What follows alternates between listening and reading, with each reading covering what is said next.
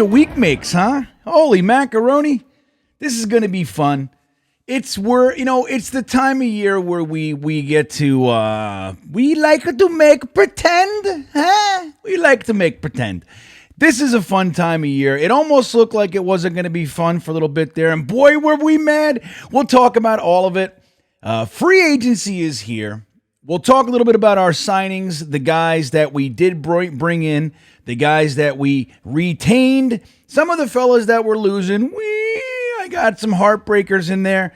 But also, the Intelligent Gripe today will take a look at what this means for the draft. What are we going to be seeing going into the draft? It's the new thing to argue about on Jets Twitter, on the YouTube comment sections, and we'll have some fun with that, guys. I am Green Bean. Welcome to episode 153 of GreenBean's Jets Pod. I'm delighted that you're here. This is the most fun we can have sitting alone together. Weird, huh? Like, again, I'm alone right now. I'm completely alone. There's no one here.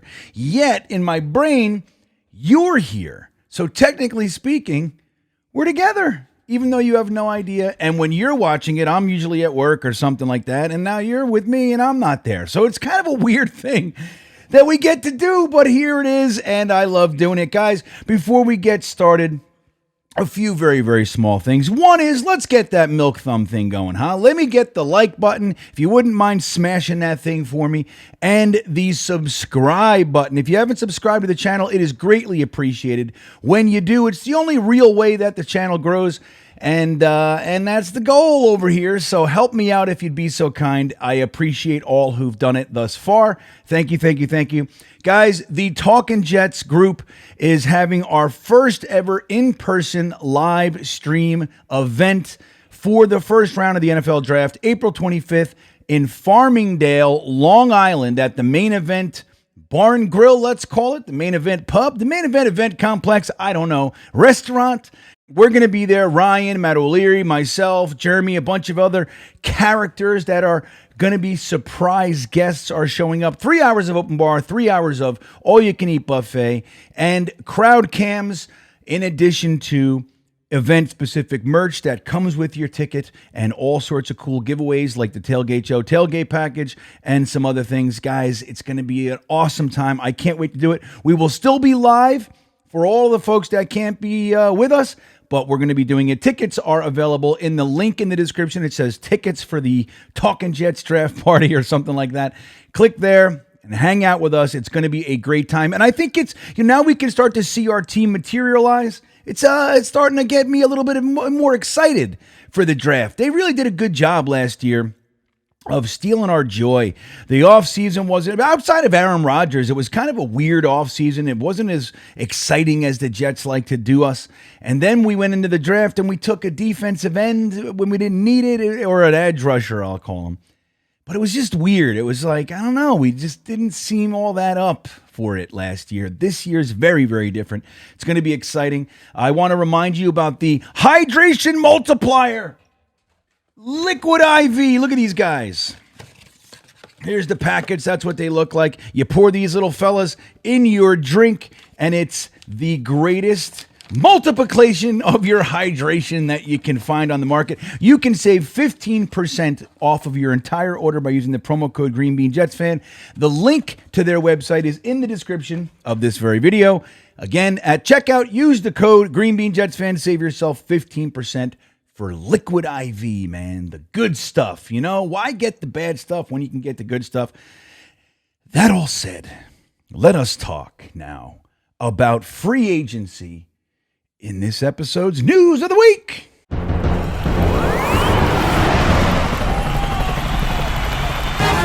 So last week in this pod, I shared with you that it's the hardest episode to do all year. It really is, because I know when I release it Monday morning, in just a few short hours, the legal tampering period starts on that Monday, and it's going to be, it's basically predictive at best. I try to do a good job of telling you what we should do and all that, but it's hard because I know it's going to be moot in just a little bit.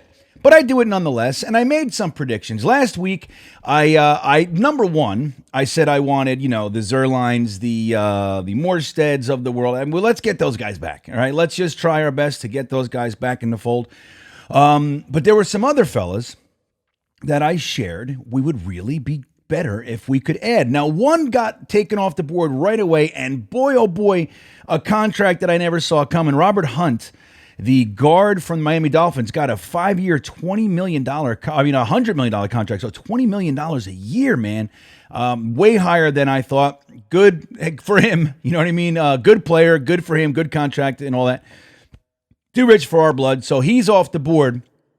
But the Jets went around and found themselves a guard as well. A little less known guy, maybe somebody that wasn't on our radar, if we're being honest with ourselves. Jonathan Simpson from the Baltimore Ravens. That news broke right in the middle of the 10 o'clock mock, which was super fun. We had a lot. We had the Tyrod Taylor piece broke during the 10 o'clock mock, Javon Kinlaw. So really fun. We had a fun episode. And by the way, that'll be tonight. Dom C and I will be checking in with you guys and doing our themed mock. We'll obviously be doing some free agency impacted drafts tonight. So come hang with us 10 p.m. right here on GreenBean's Jets Fans channel. But man, getting a starting guard, at first we're like, oh my God, what does everybody do? They go to PFF and they go, oh, this guy sucks. He's pretty the same as Laken Tomlinson. That's very different. Number one, he's younger. Number two, a lot less sacks. Number three, had himself a pretty good year as far as, where he was prior to that. So the Jets are betting on him, and he might be considered the weak spot as far as when you look at the new line that we have. But as far as weak spots go, not too shabby. Question mark at best, but I think we felt good that Joe Douglas was looking at the O-line. And then he turns around. We'll stay on the O-line for a minute. He turns around and he trades for a former Jet, right tackle, Morgan Moses. Now, we only gave up a 6th-round pick, and then we flip-flopped fourths, which is significant. It's not to be thrown into the garbage. It's real. We went back from pick 111, I think it was, to 138, maybe something like that. So it's a significant drop. It might even be considered close to a round drop. But we gave up a 6th, and we retained a 4th-round pick, so that's pretty good. Not too bad, especially when you consider his contract, $5.5 million. You're not going to find a starting tackle for that kind of money out there, so fantastic move. The only problem there is that there is concern about his shoulder, that he might want to get shoulder surgery. If he's going to do it, here's my advice. Get it done. Let's go. Let's get that done. But a great player nonetheless. I think we're all happy with that one. Jonathan Simpson. You got Tippmann at center. We got right tackle taken care of. So what does that do? It leaves 2 spots open for ABT. Right guard, where he played last 2 seasons, or where he was intended to play the last 2 seasons. And then we got left tackle. Now, people like myself are saying, man, it looks like they're penciling ABT in at left tackle, which is a little concerning. Not what we want to see, but at least we know we can play it. And then the Jets come around the mountain, and we signed the big fish, one of the guys that was on my list last week, Tyron Smith from the Dallas Cowboys. Arguably, I'd say the top left tackle in this year's free agent class. The player, you can't take away what the player brings to the team when he's on the field. You can't take it away. He's elite, all pro level left tackle, the best we've had here in some time. And the big concern remains. He hasn't played a full season since 2015. The 13 games he played last year was the most that he did in the last 3 years. So you're looking at 13 games from this guy, and then you got to be confident that Max Mitchell, Carter Warren, or if you bring in somebody from the draft, can step in at that point. Or if he misses 2 games here in the middle of the season, or he ends this, whatever it is, you got to be confident that the guy you have backing him up can come in and do the deal, man, do the job.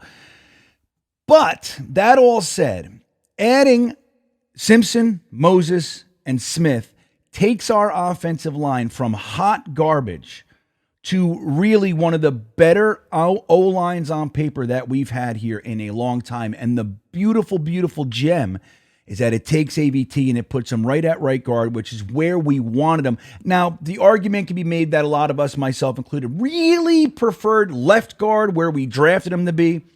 But I don't think that's so much of an issue. Right or left, I think AVT is going to be fine. It doesn't matter so much, but we wanted him on the inside, preferably, and it looks like that's what we're going to get, which is exciting, man.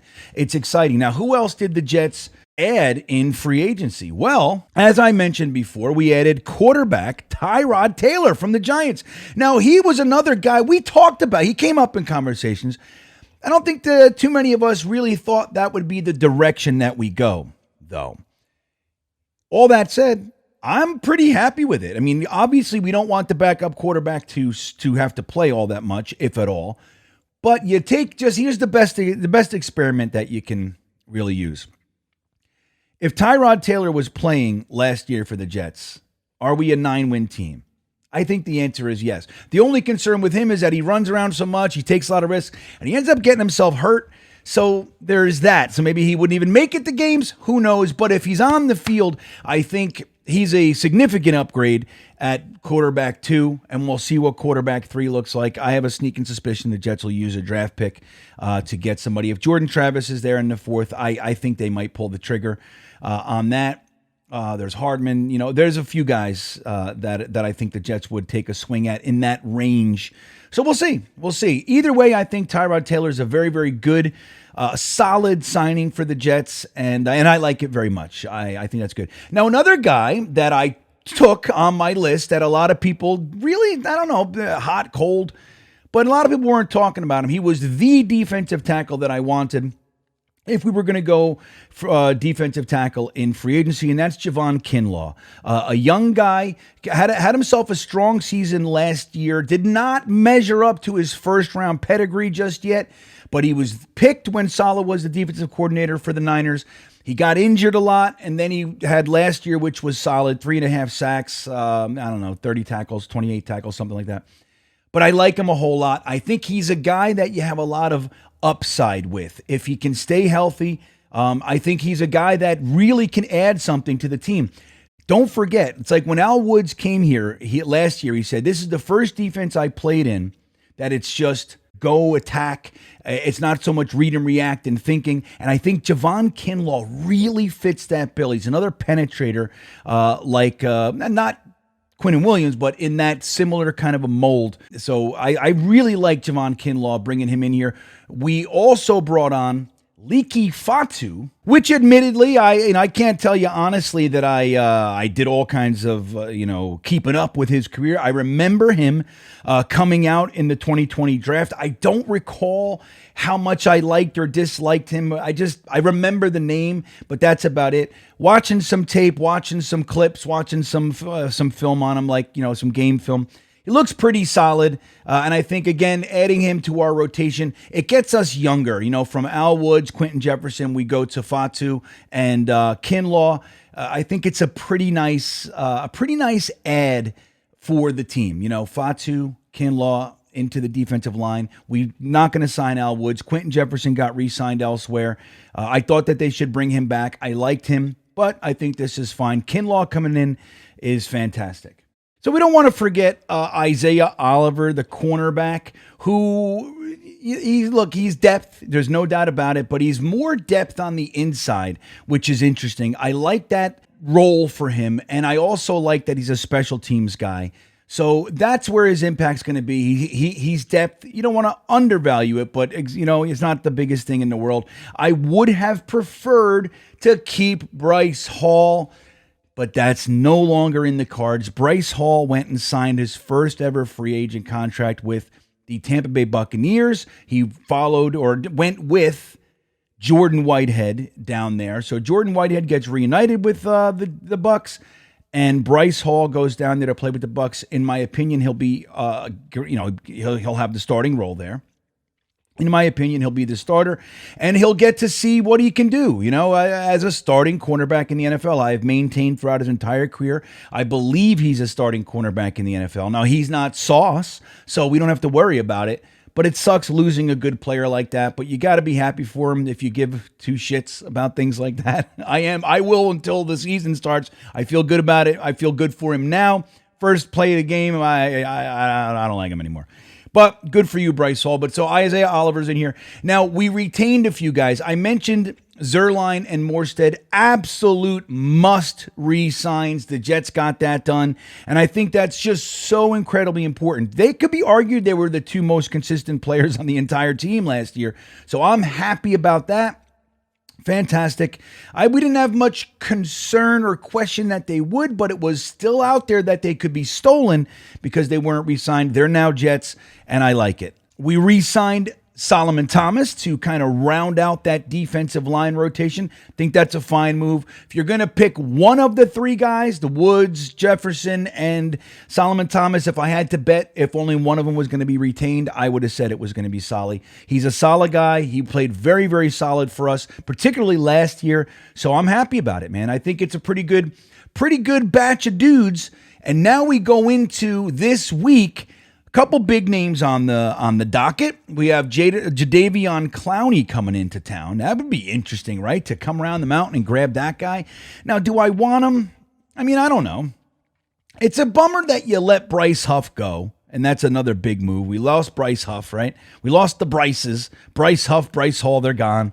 And we lost the Bryce Hall cool little thing we had. So it's all over, all the neat little wordplay that we had. It's gone. Now, we know Jadeveon Clowney can play the run, seal the edge, so he's got that going on too.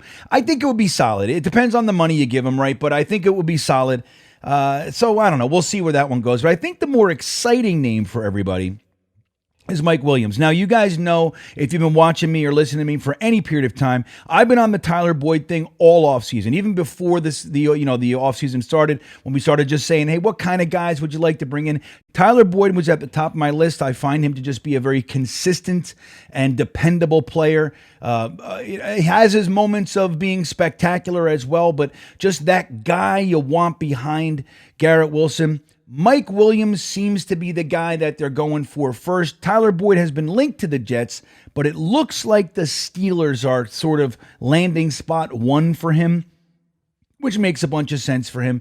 Now, Mike Williams missed all but 3 games last year, so that's going to be concerning, and he's missed 18 games over the past 2 years. Now, he had a pretty good track record before that, missing a game here, a game there, 2 games here, so nothing crazy, but he hasn't really played full seasons throughout his whole career. I think he has 1 full season in his whole career, maybe 2. So it's concerning. You know, a lot of these guys, right, with the Tyron Smith, if he could stay healthy, Javon Kinlaw, if he could stay healthy, Morgan Moses, his shoulder, if he could stay healthy, ABT, if he could stay healthy. And now we're bringing in Mike Williams. It's a scary thing, but that's an exciting guy. If you can go ahead and get him in here, man, if he's our number 2 wide receiver behind Garrett Wilson, I mean, you can't not be excited for it. You just have to be concerned about the injury. But the player that you're getting, holy macaroni, that would be fantastic to add his skill set. 6'4", 210 pounds or so, 208. Big, strong guy. Loves to jump and high point the ball. Great hands. So, I mean, there's nothing to argue about. If the Jets can get him, he's coming into the facility. It's like, it's one of those guys, don't let him leave, that kind of a thing. So if we sign Mike Williams, we already signed at least one guy for each spot of the offensive line. Where does that leave us in the draft? It's going to be interesting. I will say, outside of that first 36, 48-hour period of free agency where we were all up in arms and freaking out and crying, we've done a pretty damn good job. Restructured C.J. Mosley. There's reason to believe DJ Reed is next getting restructured. So we'll have some money to move around and get some guys in here. But this week, if we could take and capitalize, stack on top of what we just did the first week of free agency, it could really change our draft dynamics, man, and offer something we like to call flexibility. For that conversation, let's get into the intelligent gripe.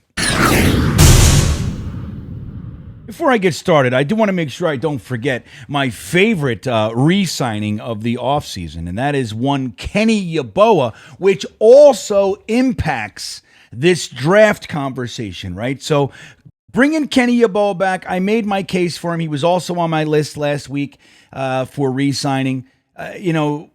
I just love the idea. It's only a 1-year deal, so we'll see what's up. He's going to be given an opportunity to kind of show up and maybe improve a little bit, see what he can do in an increased role. I think he's ready for it. He's poised. He showed what he can do last year in line, and his hands are not in question, in my opinion. So I love that one. We also brought back Chuck Clark. We don't know what he is for us. We've never seen him, but hey, good stuff. Bring him back. But Kenny Yeboah, Mike Williams, Tyron Smith, Morgan Moses, Jonathan Simpson really shake things up on our draft boards, because here's what we were looking at. The Jets are sitting there at 10. I would say 8 out of 10 Jets fans were solid, committed, and in love with the idea of a tackle at 10. If you can slide back a little bit and still get a tackle, that's fine too. But we wanted a tackle. Maybe some we were saying, hey, trade up a little bit. If Joe Alt miraculously makes it to like 8 or something like that, maybe you jump up. So, but the conversation, 8 out of 10, 80% was about tackle. The other side is this, broken up a little bit to the wide receivers, and then you got the Brock Bowers contingent. He's a tight end by positional name, but he can play a lot more than that. He can play in the slot. He can play outside. He's a pretty damn good blocker. So he's an all-around offensive weapon, as people like to say. And he has a very strong contingent within Jet Nation that are all about bringing Brock Bowers in. When we didn't have an offensive line, it made it really simple, especially if we never got Tyron Smith. And let's say that we just brought in these guys. So the Morgan Moses, Simpson, you got Titman Abitine is a big fat hole at left tackle. There's really no question what you got to do. I know the idea of starting a rookie isn't the warmest blanket for a lot of people, but it still makes sense to do it. The highest pedigree that you can, the top guy on your board, you bring him in and you go from there. Getting Tyron Smith cools that a little bit and says, okay, well now look, we only have Garrett Wilson, Lazard, and the two kids, right? That's basically all we have. You got to go weapon. Now, I would still maintain that there's an argument with Tyron Smith, Morgan Moses, to go tackle there. But the argument is very strong to go with an offensive weapon, particularly wide receiver, but also Brock Bowers. Bringing in Mike Williams cools that a little bit now, doesn't it? Now, again, the people, just like the offensive people that are staying on the offensive line side are saying, well, Tyron Smith has injury concerns and you don't want to get into the same situation you got in last year. I'm telling you right now, if it hasn't happened already, the same argument is going to be presented by the people who maintain wide receiver or weapon is going to be the pick, or should be the pick. They're going to say, well, Mike Williams, he missed all but 3 games last year, and all blah, blah, blah. It's going to be the same argument on both sides, but both arguments are valid, and it doesn't change anything about that. But what it does is it takes that desperate need that we had going into the draft, and it gives us something we like to call flexibility. We can actually take, if it's, let's say a neighbor slips, which he won't, but let's say that he does. And you're sitting there looking at a guy that you had as maybe one of the top 3 players in the whole draft. He's sitting there at 10. Now you can take him, and it makes sense because your offensive line is at least solid. And you got Warren and Mitchell backing him up, and you can still, now in the 3rd round, you can maybe take a tackle. You can do that. The same thing applies. What if Fashanu's sitting there at 10 and you don't think he's supposed to be, and he's one of your top 5 players on the board? And Neighbors is gone, Odunze's gone, and obviously Harrison's gone. Now you can make that argument that, okay, well, those guys are gone, and I'm going to take the best tackle on the board because these guys are only on 1-year deals at that. So I'm just going to have this problem. You see, it goes both ways. So what this free agent group, especially if we do end up signing Mike Williams or Tyler Boyd for that matter, bringing those guys in, it takes everything on the board and it cools it. You don't need to go anywhere. You don't need to take the tackle. to take the wide receiver. But where does Brock Bowers come into all this? Even if you signed Mike Williams and you signed Tyron Smith, you got a full tight end room now, don't you? Are the Jets going to carry 4 starting, like 53 tight ends, or are they just going to push Yeboah back after a sign? I mean, I don't know. Do you do that? Is that what you want to do? Or do you just keep all 4 on the 53, and on the starting roster, and you actually just have one less wide receiver and you use Brock Bowers in that type of a role? He's just who cares if it's labeled a tight end or labeled a wide receiver? He's going to do the same thing for our offense. And you can have Conklin, Ruckert, Bowers, Wilson, and all, and Williams all out there at this. I mean, can you? Holy shit. It seems a little bit cloggy to me, but again, if you're just going to take him and slide him into a wide receiver style role, then it could be something, man, and it can make a whole bunch of sense. And I'm going to tell you, I would not put it past Joe Douglas to make that pick. I wouldn't. Would I do it? And I'm a tight end loving fool. You guys know that. Would I do it? Probably not. I would be tempted, but probably not. I don't know if I can pull the trigger on a top 10 tight end. I don't know if I can do it. I don't know, especially when I don't need one. You know what I mean? Now, what if Corey Davis, we know Corey Davis has been reinstated to NFL status and all that jazz. His retirement is officially over, but he's not on the Jets yet. But what if he is? What if he comes back and you got Garrett Wilson, Corey Davis, Mike Williams, Lazard? They're all going to be here. And then you got Gibson. And I mean, what do we do there? Everything's jammed up. We got too many people and not enough spots. All of a sudden, I don't know, man. You definitely want to. The way you got to look at this is you want to get the best possible impact that you can, right? And the argument for a tackle is like, well, they're not going to play, and the hope is that they don't play. You want Morgan Moses and Tyron Smith to play the whole season. So drafting that tackle could be a guy that does nothing for the team all year long, and that's could very well be considered a wasted top 10 pick, and I'm with that. The other side of it is, dude, we haven't had an O-line start the whole season, every game for us. I mean, in recent memory. When's the last time? When is the last time? We're talking about 2015, 2016, maybe. I think Mangold got injured in 2016. I can't remember the last time that the guys we started the season with just made it through the season. I don't know. So getting a tackle, it's like knowing that you go in, you get the tackle, you're almost guaranteed that he's going to play. If he doesn't, wonderful, best case scenario. You can make the decision on whether you need to retain Tyron Smith or just let him go because your left tackle is solid. That you can do that.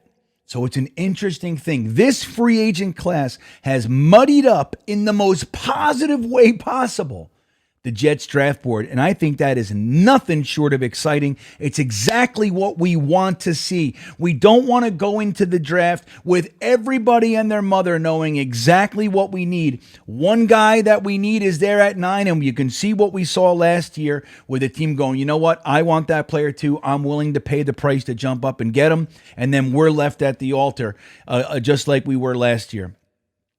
I don't want to see that again. And so if somebody does do that, great, I'll take Brock Bowers. Oh, you took Brock? Okay, I'll just take Fashanu. Oh, great, I'll take Odunze. You can do that. One of those guys is going to be there, most likely. One of those guys is going to be there. Now, what about one more idea? One more thing that this can absolutely create for the New York Jets is a realistic opportunity to trade back and recoup that second-round pick or get yourself a nice additional third if you're only going back a couple spots, maybe 3. You go back to the Raiders at 3 spots if they in that type of a scenario, because then you can justify that tackle pick even more so. Though, let's say you get a Fontenot. Let's say you trade back to 16, 17, 18 in that range. You recoup the second round pick, and you still get your tackle. A guy like him can play every position on the offensive line, essentially. So no matter where you need somebody, you know you got a high pedigree guy coming in to fill the role. And he can be your long-term answer. Plus, you recoup a second-round pick. That can get you Cooper Beebe. It can get you Ricky Pearsall. Maybe even Ladd McConkey if he squeaks and pops through the end of the first round. Oh, look at him. He's in the second round.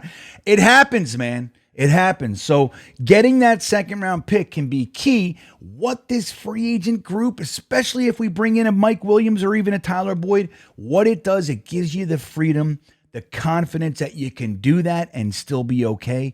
I like it. I think we've done a great job. Let me know what you think. Are you happy? Where are you? Let's do Team A is tackle at all costs. Team B is Brock Bowers at 10.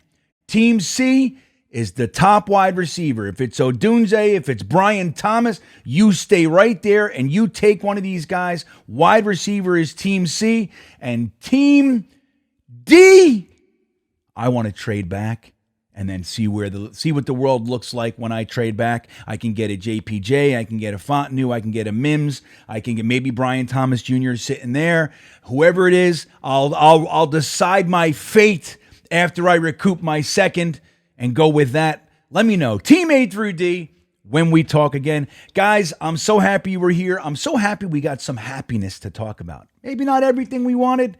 Maybe not the guys that were perfect for us, but you can't deny Joe Douglas did some heavy lifting and did some good work addressing the needs of the team.